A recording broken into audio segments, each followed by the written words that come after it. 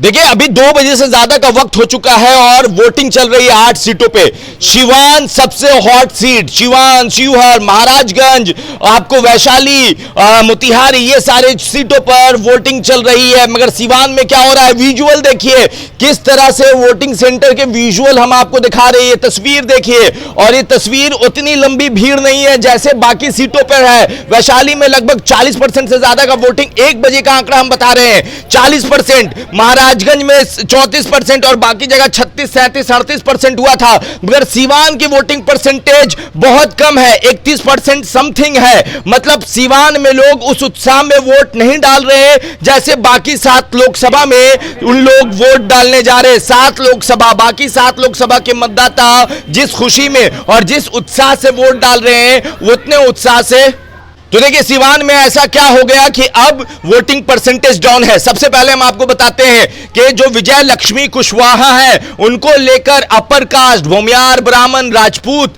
और साथ में लालाजी लोग भी नाराज हैं। और जब मैंने ग्राउंड रिपोर्टिंग की थी, कुछ लोग भले ही हिना शाह वो मोदी जी के नाम पर भी विजय लक्ष्मी को वोट करने से हिचकिचा रहे थे। और गांव और के कस्बे में क्या होता है कि रात में वोटिंग से एक रात पहले सब लोग निर्णय लेते हैं। हर समाज अपने जाति के समाज के लोगों के साथ बैठता है और फिर वो निर्णय होता है। और यहां पर हम आपको बता दें कि यहां पर जो वोटिंग परसेंटेज गिरा है वो सीधा ये बयां कर रहा है कि अपर कास्ट खुलकर मैदान में वोट करने नहीं आया है। अब इससे दिमाग लगाइए और समझ लगाइए कि अगर अपर कास्ट वोट करने नहीं आया है तो यह किसका नुकसान हो रहा है और किसको फायदा, किस तरह से। देखिए हिना शाह को लेकर मुसलमानों में और अपर कास्ट समाज में एक तरह का गजब का उत्साह था।